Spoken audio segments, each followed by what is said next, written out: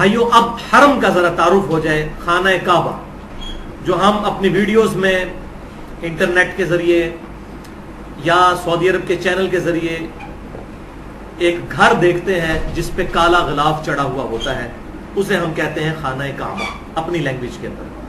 اور وہ پوری مسجد جو ہے مسجد الحرام ہے, یعنی حرمت والی جگہ ہے, وہاں پر حرام کام کرنا بہت بڑا گناہ ہے.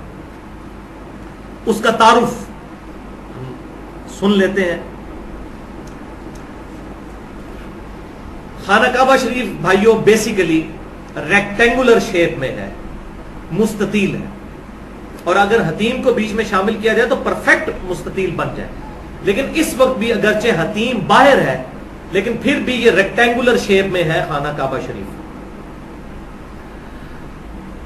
اگر انڈیا, پاکستان اور بنگلہ دیش کی طرف سے خانہ کعبہ کو دیکھا جائے تو سب سے امپورٹنٹ حصہ خانہ کعبہ شریف کا وہ ان علاقوں کی طرف, مشرق کی طرف ہے, اور اس کے تمام اہم جگہیں ادھر سے نظر آ رہی ہوتی ہیں.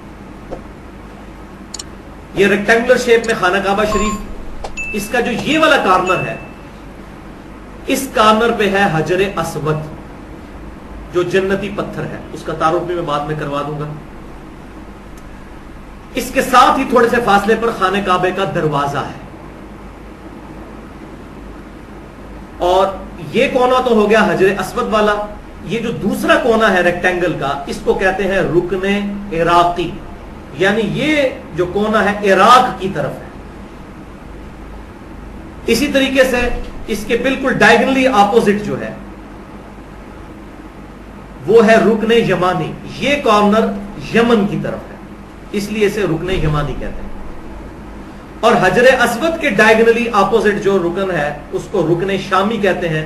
یہ کارنر شام کی طرف ہے. یہ یاد رکھنا ضروری نہیں ہے لیکن میں صرف سمجھانے کے لیے یہ بات کر رہا ہوں. اسی طریقے سے رکن عراقی سے لے کر رکن شامی تک ایک چھوٹی سی دیوار سائیڈ میں سیمی سرکولر نظر آئے گی, اس کو ہم کہتے ہیں حتیم. اور یہ خانہ کعبے کا حصہ ہے. صحیح بخاری میں موجود ہے کہ مشرکین عرب جو ہیں وہ اپنے پاکیزہ مال کے ذریعے بیت اللہ شریف کی تعمیر کرنے لگے, تو ان کا مال ختم ہو گیا, تو انہوں نے خانہ کعبہ شریف کو تھوڑا سا بنایا, یہ جو کمرہ سا بنایا, اور باقی حصے میں چھوٹی سی دیوار بنا کے اس کو چھوڑ دیا, اگرچہ وہ خانہ کعبہ شریف کا حصہ ہے. اور بخاری اور مسلم کی حدیث ہے, اے عائشہ اگر مجھے تیری قوم کا خیال نہ ہوتا کہ یہ نئے نئے جاہلیت سے پھرے ہیں تو میں حتیم کو بھی خانہ کعبے میں داخل کر دیتا, لیکن فتنے کے ڈر سے نہیں کرتا, اور وہ اللہ کی طرف سے ہمارے لیے رحمت ہوئی. آج تک حتیم خانہ کعبے سے باہر ہے, لیکن اس کے اندر نماز پڑھنا گویا خانہ کعبے کے اندر نماز پڑھنا ہے. اور اسی کے اندر اوپر آپ دیکھیں گے پرنالا بہت بڑا سا نظر آئے گا, اسے مزاب رحمت کہتے ہیں, یعنی خانہ کعبے کی چھت کا پانی حتیم کے اوپر گرتا ہے. تو حتیم میں کھڑے ہو کر نماز پڑھی گویا کہ آپ نے خانہ کعبہ کے اندر پڑھی, اور آسانی سے بندہ پہنچ جاتا ہے. اسی طریقے سے یہ جو دیوار ہے جس کے ایک کونے پہ حجر اسود اور دوسرے پہ رکن عراقی ہے, اسی میں رکن عراقی کے پاس ہی تھوڑا سا پیچھے ہٹ کر مقام ابراہیم ہے, یلو کلر کی جالی, اور اس کے اندر وہ پتھر جس پہ ابراہیم علیہ السلام کے پاؤں مبارک کے نشان اب بھی موجود ہیں اللہ تعالیٰ کی طرف سے معجزانہ طور پر, جس پہ کھڑے ہو کر انہوں نے خانہ کعبہ کی تعمیر کی تھی, جس کا ذکر قرآن میں ہے وَاتَّخِذُوا مِن مَقَامِ إِبْرَاهِيمَ مُصَلَّى.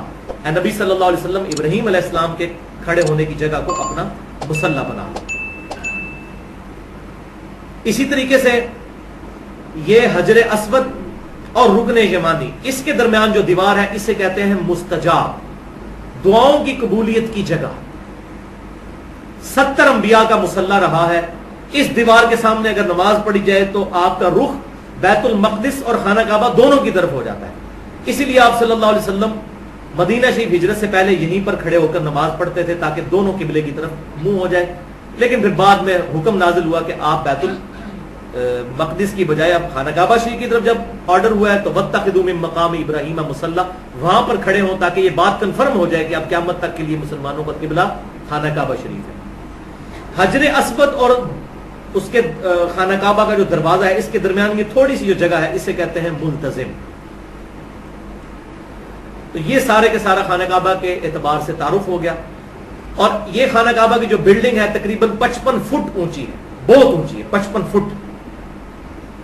اور اگر آپ باہر سے دیکھیں تو باہر کی جو سڑکیں ہیں وہ اس سے بھی اونچی ہیں, کیونکہ خانہ کعبہ بیسیکلی ایک وادی ہے, اس کی ساری طرف چٹیل پہاڑ ہے پتھروں کے، یہ کوئی میدانی علاقہ نہیں. 12 کے قریب ٹنلز تو خانہ کعبہ شریف کے ارد گرد مکے کے اندر کتنی ٹنلز ہیں جس کے اندر وہ راستے بنائے گئے ہیں. تو یہ پوری ایک وادی تھی. اسی لیے آپ اگر پرانی تصاویر دیکھیں تو اس میں ملتا ہے کہ جب بھی بارش ہوتی تھی تو یہاں پر پانی کھڑا ہو جاتا تھا. اب بہرحال اب چونکہ ایڈوانس دور ہے وہاں پر موٹرز وغیرہ لگا کے پانی کو ریموو کر لیا جاتا ہے، وہاں پر اب جمع نہیں ہوتے. اسی طریقے سے بھائیوں آپ جب حجر اسود والے کارنر سے تھوڑا سا پیچھے ہٹتے ہیں تو وہاں پر صفا آ جاتا ہے، اور صفا سے تقریباً 0.5 کلومیٹر دوسری طرف مروہ ہے. تو یہ اگر پاکستان کی طرف سے دیکھا جائے ایریل ویو تو یہ پی بنتی ہے، پی انگلش کا ورڈ جو ہے پی، جس میں یہ بیت الحرام کی مسجد اور یہ ساتھ 0.5 کلومیٹر صفا اور مروہ.